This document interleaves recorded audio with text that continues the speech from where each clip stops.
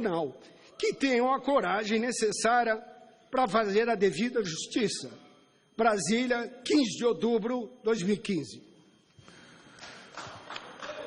Decisão da presidência. Hélio Ferreira Bicudo, Miguel Reale Júnior e Janaína Conceição Pascoal ofereceram nova denúncia contra a presidente da República, Dilma Havana Rousseff, atribuindo-lhe a prática de crime de responsabilidade. A petição também está subscrita pelo advogado Flávio Henrique Costa Pereira e há concordância de alguns movimentos sociais, como o Movimento Brasil Livre, Vem Pra Rua e movimentos contra a corrupção. Nesta nova acusação, formula os denunciantes inicialmente pedido de desistência em relação à denúncia anterior já homologada, justificando esse novo pedido o argumento de que os fatos que se sucederam após aquela oportunidade exigem nova denúncia para que se possa consolidar com ainda mais clareza os crimes praticados por Dilma Rousseff, com destaque para a rejeição das contas do governo pelo Tribunal de Contas da União, bem como a constatação de que as pedaladas invadiram o segundo mandato, caracterizando inafastável continuidade delitiva. Afirmam os denunciantes, inicialmente, que o Brasil enfrenta uma profunda crise e que, ao contrário do que divulga o governo comandado pela denunciada, não é uma crise exclusivamente econômica, mas também política e, sobretudo, moral.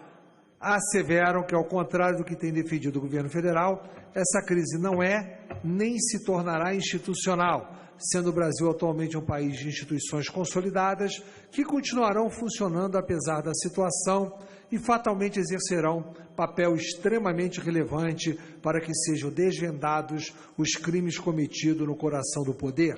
Neste contexto, os denunciantes situam a acusação rememorando a decisão do Tribunal Superior Eleitoral, que, tendo apurado a existência de inúmeras fraudes na prestação de contas da campanha da denunciada à reeleição, pela primeira vez decidiu receber e reabrir o julgamento sobre as contas de campanha de presidente da República. Os denunciantes também fazem referência à representação criminal dirigida à Procuradoria-Geral da República, tendo como base a decisão do Tribunal de Contas da União. Essa notícia criminis, segundo os denunciantes, demonstra que a presidente deixou de contabilizar empréstimos tomados de instituições financeiras públicas, Caixa Econômica Federal e Banco do Brasil, contrariando a um só tempo a proibição de fazer referidos empréstimos e o dever de transparência quanto à situação financeira do país. Dizem que houve uma maquiagem deliberadamente orientada a passar para a nação e também aos investidores internacionais a sensação de que o Brasil estaria economicamente saudável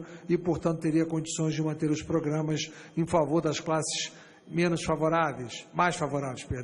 a ponto que a presidente incorrerá em tese nos crimes capitulados nos artigos 299, 359-A, 359-C do Código Penal. Continuando, os denunciantes aborda o caso de corrupção na Petrobras, que se tornou público, em primeiro lugar, pela revelação da compra da refinaria de Passadina, cujo negócio poderia e deveria ter sido evitado. Lembro que as perdas estimadas nessa operação foram superiores a 700 milhões de reais e que a denunciada à época era a presidente do Conselho de Administração da Petrobras. Mas, após o início das investigações do caso pela Polícia Federal, descobriu-se que o negócio da refinaria em Passadina e seu resultado negativo para a estatal não eram sequer a metade dos problemas relacionados com a corrupção que assola a Petrobras. Citam os depoimentos de 2 colaboradores da Justiça, Paulo Roberto Costa, segundo os denunciantes, muito próximo pessoalmente da denunciada, tendo sido, inclusive, convidado para o casamento da sua filha, cuja cerimônia foi bastante reservada, e Alberto Seff, que expuseram ao país o real objetivo das obras e realizações da Petrobras nos últimos anos, abastecer ilicitamente os cofres do Partido dos Trabalhadores PT e de outros pertencentes à base aliada. Mais grave, a denunciada, segundo o depoimento de Youssef, tinha conhecimento dos malfeitos praticados por agentes públicos e políticos na Petrobras e com eles era conivente, já que em nenhum momento adotou ou determinou as providências necessárias para evitar e investigar os atos de corrupção. Ressalta os denunciantes que a denunciada, após a deflagração da operação chamada Lava Jato e revelados alguns dos descalabros praticados na Petrobras, defendeu publicamente a conduta de alguns envolvidos, como a ex-presidente da companhia, Graça Fortes. Aliás, a denunciada, segundo os denunciantes, insistia sempre na estapafúrdia tese de que as denúncias seriam uma espécie de golpe.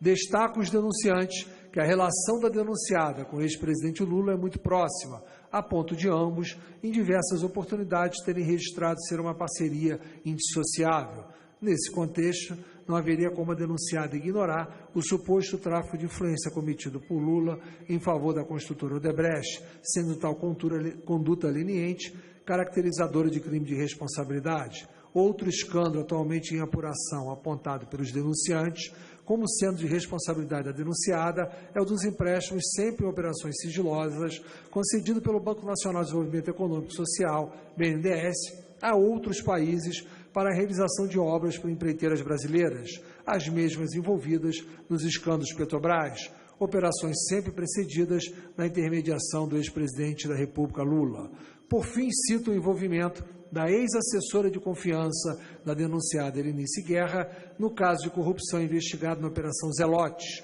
e fazem considerações sobre a atuação do tesoureiro da campanha da presidente atual, ministro da Comunicação Social, Edinho Silva. Com isso, pretende os denunciantes demonstrar que a versão segundo a qual o denunciada passa ao largo de todos esses casos de corrupção é insustentável. Segundo os denunciantes, fosse um único fato, até se poderia admitir tratar-se de um descuido ou coincidência, porém, estando-se diante de uma verdadeira continuidade delitiva, impossível crer que a presidente da República não soubesse o que estava passando à sua volta, e os crimes estenderam a 2015, ou seja, invadiram o segundo mandato.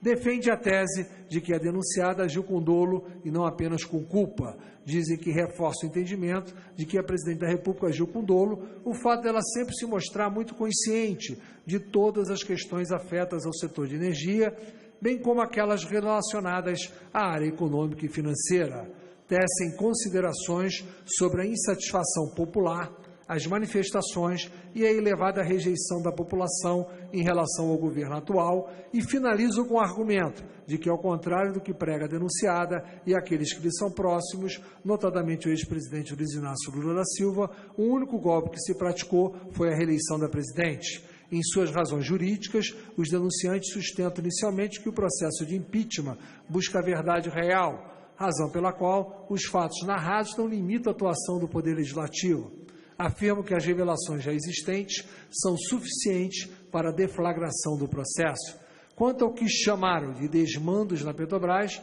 aponto que foram cometidos os crimes de responsabilidade previstos nos itens 3 e 7 do artigo 9º da Lei 10.079 de 50. Segundo os denunciantes, a denunciada não tornou efetiva a responsabilidade de seus subordinados e procedeu de um modo incompatível com a dignidade, honra e decoro do cargo, que exerce a não afastar, mesmo preventivamente, diversos agentes públicos e políticos próximos a ela, acusados de atos de corrupção, o que permitiria a conclusão de que estava a participar dos conluios necessários ao sucesso dos esquemas, ainda que seu papel fosse o de se omitir, sendo conivente com a malversação de recursos públicos. Outro indício apontado pelos denunciantes de que a denunciada tinha ciência dos diversos esquemas de corrupção é a insistência em manter sigilosos os empréstimos do BNDES a países como Cuba e Angola, que não são exatamente conhecidos como bons pagadores ou exemplos de regimes democráticos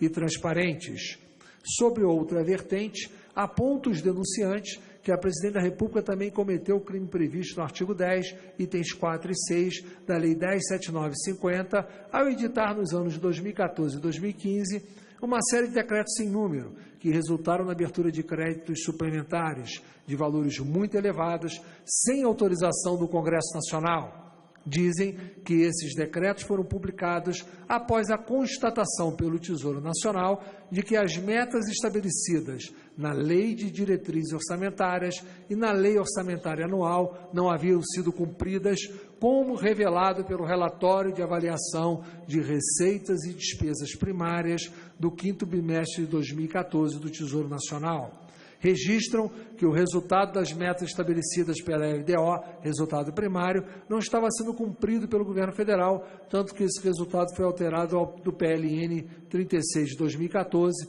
transformado na Lei 13.053 de 2014. A partir da aprovação dessa lei, a meta fiscal foi reduzida em até 67 bilhões de reais. Ou seja, segundo os denunciantes, resta comprovado que a denunciada desde o dia 5 de novembro de 2014, pelo menos, já tinha conhecimento de que a meta de superávit primário prevista na LDO não estava sendo cumprida e de que não seria cumprida, pois apresentado o projeto de lei para alteração da meta do resultado primário, vale dizer, mesmo conhecendo a impossibilidade de cumprir a meta fiscal, a denunciada, após a tal data, expediu os decretos com aberturas de créditos suplementares, o que ensejou a violação do artigo 167, inciso 5º da Constituição Federal e o artigo 4º da Lei Orçamentária Anual, Lei 12.952 de 2014. Acrescentam que a denunciada agiu da mesma forma em 2015, ao editar decretos, também sem números, com base em um suposto superávit primário e excesso de arrecadação na ordem de 2,5 bilhões de reais. Contudo, segundo os denunciantes, esses superávites e excessos de arrecadação são artificiais, como se pode verificar a partir do PLN número 5 de 2015, encaminhado ao Congresso Nacional em 22 de julho de 2015. O Poder Executivo já reconhecera que as metas estabelecidas na Lei de Diretrizes Orçamentárias, Lei 13.080 de 2015, não seriam cumpridos. Citam decisão do TCU, que teria reconhecido essa prática como ilegal, e finalizam seu raciocínio dizendo que a mensagem do Poder Executivo confirma que a frustração nas expectativas de arrecadação e o aumento de despesas impediram o cumprimento das metas e a denunciada criou e continua criando despesas suplementares, enquanto as metas vigentes estão comprovadamente desatendidas, o que infringe os artigos 167, inciso 5º da Constituição Federal, artigo 4º da LOA 2015 e artigo 9º da Lei Complementar 101 de 2000. Ainda argumentam os denunciantes que a contabilidade da União não espelha a realidade das contas públicas,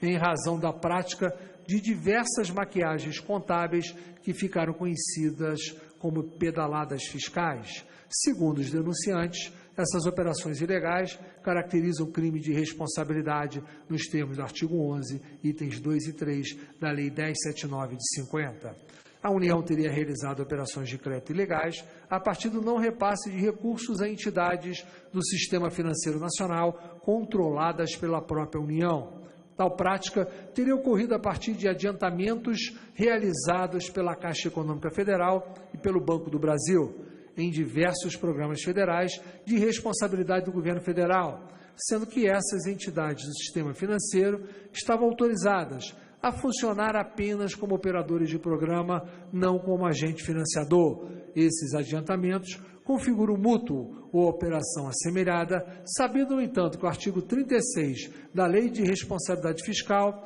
proíbe a realização de operação de crédito entre uma instituição financeira estatal e o ente da federação que a controla na qualidade de beneficiário do empréstimo. Dizem que essa prática foi considerada ilegal pelo TCU quando da rejeição das contas do governo no ano de 2014, mas que essa prática voltou a ser usada no ano de 2015, como se vê das demonstrações contábeis do Banco do Brasil no primeiro semestre de 2015, especialmente quanto ao Plano Safra. Ainda no ponto, defendem os denunciantes que a denunciada teria cometido o crime de responsabilidade contra a lei orçamentária nesse episódio das pedaladas fiscais, diante do disposto artigo 85, incisos 5º e 6º da Constituição Federal e artigos 4º, incisos 5º e 6º e 10º, 6, 7, 8 e 9 da Lei 10.079 de 50. Asseveram os denunciantes que a conduta da denunciada seria de natureza comissiva, pois se reunia diariamente com o secretário do Tesouro Nacional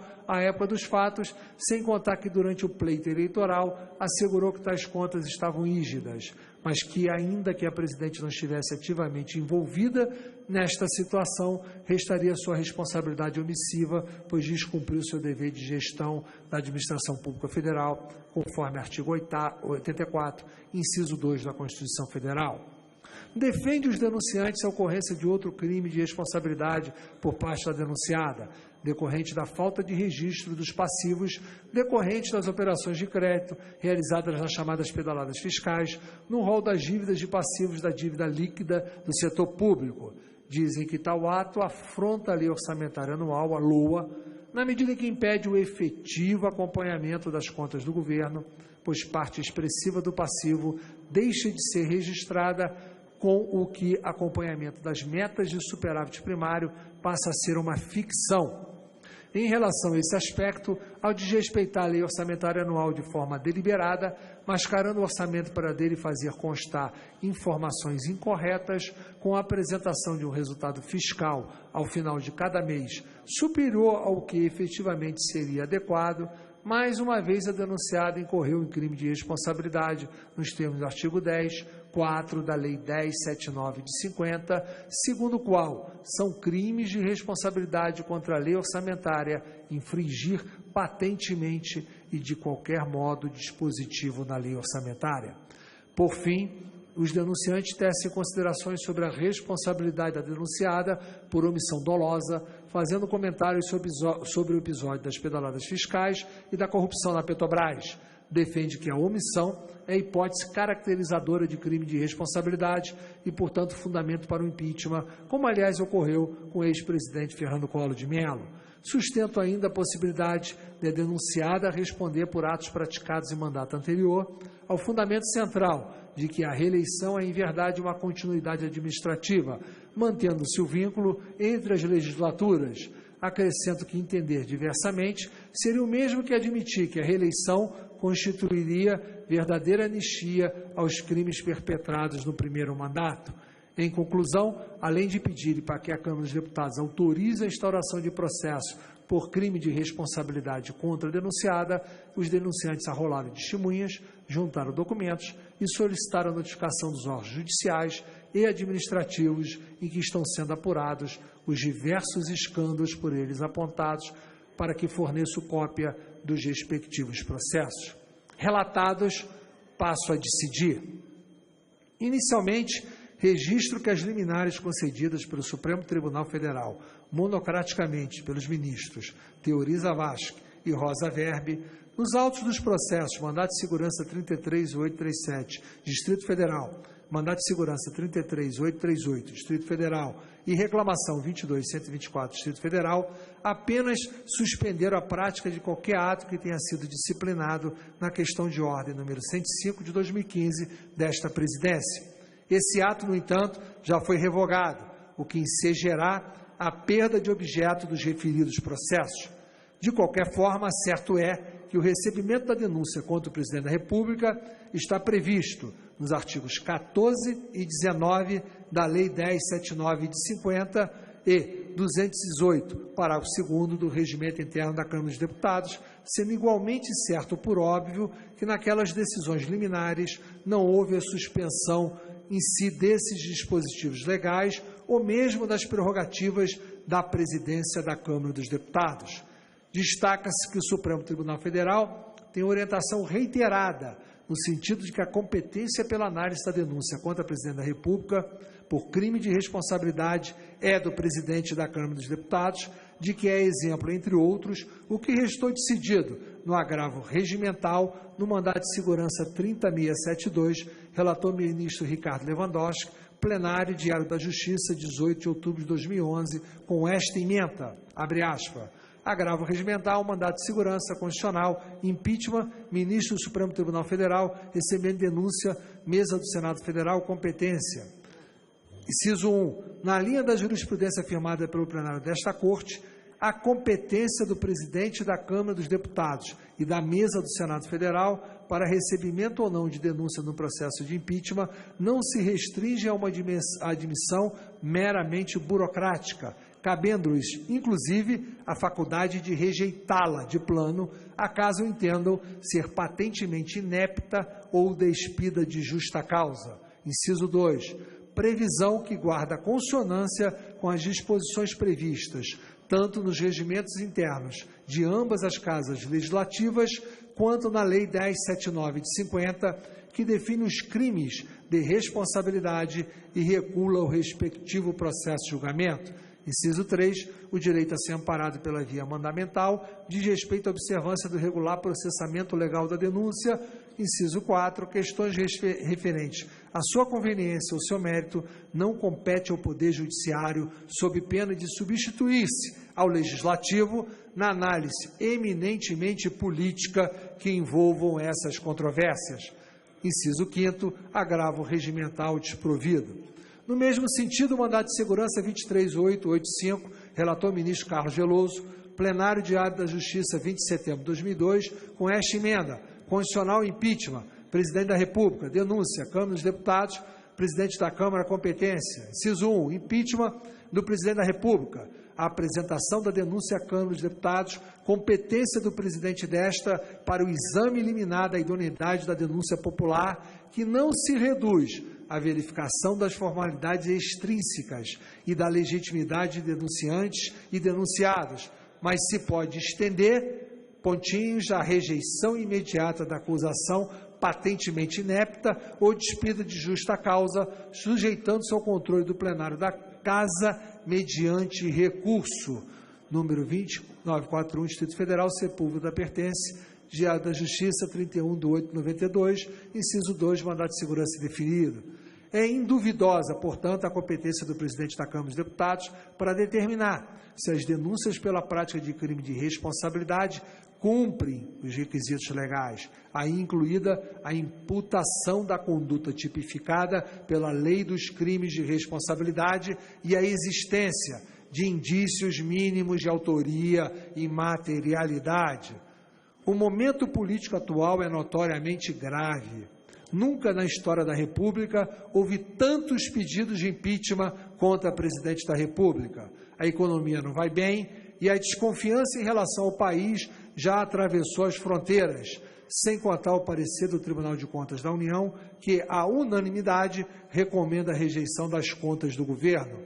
Mesmo diante do cenário descrito, indubitável que o exame desta denúncia deve ser imparcial e objetivo, como ocorreu em todas as outras denúncias já despachadas por esta presidência. Com efeito, tenho defendido que, a despeito da crise moral, política e econômica que assola o Brasil, a gravidade institucional que representa o início de um processo por crime de responsabilidade demanda o apontamento de um ou mais fatos concretos, uma ou mais condutas específicas da Presidente da República que, ao menos em tese, configure um ou mais tipos penais previsto na Lei 1079 de 50. Não há dúvida de que todas as acusações formuladas pelos denunciantes são gravíssimas, mas, por outro lado, é igualmente certo também que muitas delas estão embasadas praticamente em ilações e suposições, especialmente quando os denunciantes falam da corrupção na Petrobras,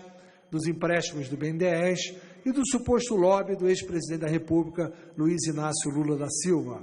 Não se pode permitir a abertura de um processo tão grave como é o processo de impeachment, com base em mera suposição de que a Presidente da República tenha sido conivente com atos de corrupção. Quanto aos crimes eventualmente praticados pela denunciada contra a lei orçamentária, sobre os quais os denunciantes fazem remissão reiterada ao recente julgamento das contas de 2014 do governo pelo Tribunal de Contas da União, é de se notar que a decisão acerca da aprovação ou não dessas contas cabe exclusivamente ao Congresso Nacional, tendo a Corte de Contas apenas emitido parecer prévio a ser submetido ao crivo do Congresso Nacional, a quem cabe acolhê-lo ou rejeitá-lo. Além disso, os fatos e atos supostamente praticados pela denunciada em relação a essa questão são anteriores ao atual mandato. Assim, com todo o respeito às muitas opiniões em sentido contrário, considero inafastável a aplicação do parágrafo 4º do artigo 86 da Constituição Federal, o qual estabelece não ser possível a responsabilização da Presidente da República por atos anteriores ao mandato vigente. Deixei claro em decisões anteriores que não ignoro a existência de entendimento contrário, especialmente em razão de um dispositivo citado ser anterior à emenda constitucional que permitiu a reeleição para os cargos do Poder Executivo, porém não se pode simplesmente ignorar que o Constituinte reformador teve a oportunidade de revogar ou alterar o parágrafo 4º do artigo 86 e não o fez, restando mantida, portanto, a sua vigência. Sobre outra perspectiva, contudo, a denúncia merece admissão. Como anteriormente consignado, além dos requisitos formais estabelecidos na legislação, devidamente preenchidos na espécie, cabe ao presidente da Câmara dos Deputados, nessa fase de admissibilidade ou delibação da denúncia, verificar a presença dos requisitos materiais para o seu recebimento. Dentre esses requisitos materiais estão o apontamento de uma ou mais condutas da denunciada tipificada como crime de responsabilidade e a indicação da participação direta dela nos atos em tese praticada em desconformidade com as normas previstas na lei específica. Nesse particular, entendo que a denúncia oferecida atende aos requisitos mínimos necessários, eis que indicou ao menos 6 decretos assinados pela denunciada no exercício financeiro de 2015 em desacordo com a LDO e, portanto, sem autorização do Congresso Nacional. A edição desses decretos são não numerados, os quais supostamente abriram créditos suplementares em desacordo com a lei orçamentária, configura em abstrato os tipos penais previstos nos itens 4 e 6 do artigo 10 da Lei 10.79 de 50, cujas redações são as seguintes. Artigo 10. São crimes de responsabilidade contra a lei orçamentária. Item 4. Infringir patentemente, de qualquer modo, dispositivo da lei orçamentária. Item 6. Ordenar ou autorizar a abertura de crédito em desacordo com os limites estabelecidos pelo Senado Federal, sem fundamento na lei orçamentária ou na de crédito adicional, ou com inobservância de prescrição legal, incluído pela Lei 10.028 de 2000. Importante destacar que os 6 decretos apontados por quadro aposto na página 18 da denúncia foram assinados pela denunciada, o que significa dizer que há indícios suficientes da sua participação direta nessa conduta, que em tese importa em crime de responsabilidade. O eventual crime de responsabilidade, como sustenta os denunciantes, pode ser configurado também pelo descumprimento do artigo 4º da Lei 12.952 de 2014, Lei Orçamentária Anual, que determinou que a abertura de créditos suplementares ou adicionais estava condicionada ao alcance da meta de resultado primário poupança estabelecida. Segundo esse dispositivo legal, fica autorizada a abertura de créditos suplementares, restrita aos valores constantes dessa lei, excluídas alterações decorrentes de créditos adicionais, desde que as alterações promovidas na programação orçamentária sejam compatíveis com a obtenção de meta de resultado primário estabelecido para o exercício de 2014. Também não ignoro que o Poder Executivo enviado ao Congresso Nacional projeto de lei alterando a meta fiscal de 2015, PLN 5 de 2015. Porém, além de pendente de apreciação, mesmo se for aprovado, não altera a realidade dos fatos. Até o presente momento, o Poder Executivo, comandado pela denunciada, administrou o orçamento de 2015 como se a situação fosse superavitária, quando o déficit estimado pode chegar a 100 bilhões de reais. Em outras palavras, o PLN número 5 de 2015, ainda que aprovado, não retira a tipicidade hipotética da conduta da denunciada, nesse particular, já que os créditos orçamentários eram irregulares à época em que os 6 decretos não numerados apontados pelos denunciantes foram por ela assinados. São igualmente relevantes as demais questões que dizem respeito à lei orçamentária deste ano, especialmente a alegação da reiteração da prática das chamadas pedaladas fiscais, o que também, em tese, podem configurar crime de responsabilidade contra a lei orçamentária, artigo 85, inciso 6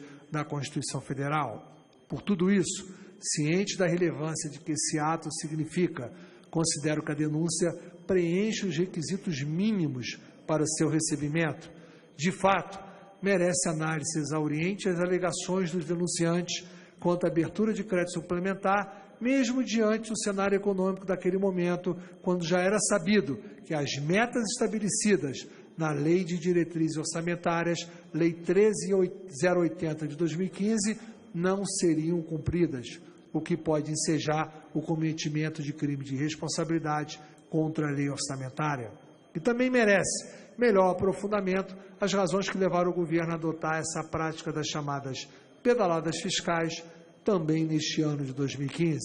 Há, portanto, justa causa a justificar o recebimento desta denúncia e também há indícios de autoria, considerando a responsabilidade da Presidente da República pela lei orçamentária. A denunciada terá a oportunidade de se manifestar expressamente sobre todas as acusações, exercendo o direito constitucional à ampla defesa e ao contraditório. Não há dúvida que o recebimento da denúncia pode acarretar graves danos institucionais, mas é igualmente certo também que as instituições brasileiras são sólidas e estão preparadas para esse julgamento. É importante registrar que nesse juízo prévio de admissibilidade não se examina a procedência ou não da denúncia, mas sim a existência dos requisitos mínimos, formais, materiais e indícios de materialidade e autoria. Não há qualquer condenação prévia. Como dito, a denunciada, em observância aos princípios do contraditório e da ampla defesa, terá oportunidade para esclarecer e afastar as questões postas pelos denunciantes. Assim, receba a denúncia e determino sua leitura no expediente da sessão seguinte à publicação desta decisão, com consequente remessa à comissão especial a que alude os artigos 19 da Lei 10.79 de 50 e 218, parágrafo 2º do Regimento Interno da Câmara dos Deputados. Publique-se, Brasília, 2 de dezembro de 2015, presidente Eduardo Cunha.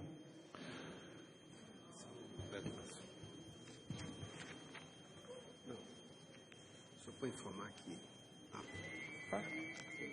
Passa ao primeiro secretário. Senhor presidente, só a título de informação, eu tive a oportunidade de ler toda a peça, mas a peça inicial ela foi apresentada com documentos em anexo que constam aqui. Então, a título de informação,